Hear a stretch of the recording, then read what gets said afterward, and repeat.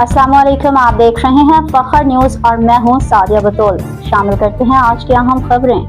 तहफ़्फ़ुज़ की अपील से कत्ल तक एक जान जो बचाई जा सकती थी। रिपोर्ट अब्बास शिराजी।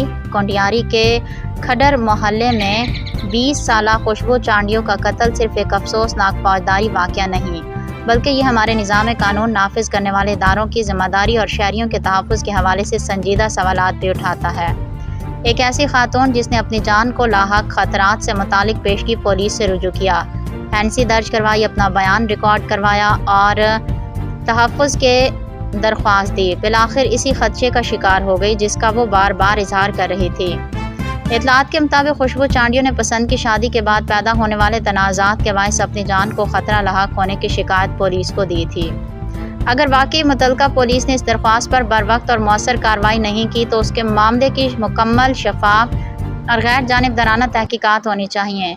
शहरी जब कानून नाफिज करने वाले इदारों से तहफ़्फ़ुज़ मांगते हैं तो रियासत की ज़िम्मेदारी बनती है कि उनकी शिकायत को संजीदगी से लें और ख़तरात का बरवक्त तदारुक करें। इस वाक़ये का सबसे दर्दनाक पहलू यह है कि खुशबू चांडियों 4 माह की हामला थी।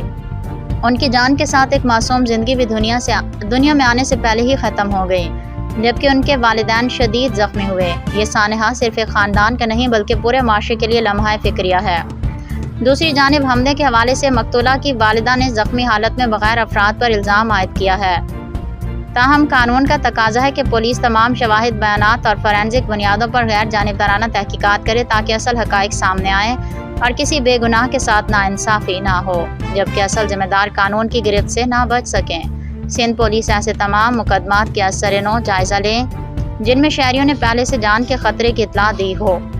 इसके साथ साथ उनके मामलात में गफलत या कोताही साबित होने पर मुतलका एहलकार भी बरवक्त कार्रवाई करें। कई कीमती जानें बचा सकती हैं। खुशबू चांडियों की मौत एक ऐसा सवाल छोड़ गई है जिसका जवाब सिर्फ इंसाफ, शफाफ तहकीकात और मौसर इस्लाहात ही दे सकती हैं। दरवाजे खटखटाता रहेगा और शायद एक और जान बचाने का मौका ज़ाया हो जाएगा। मज़ीद खबरों और अपडेट्स के लिए जुड़े रहिए फखर न्यूज़ HD के साथ।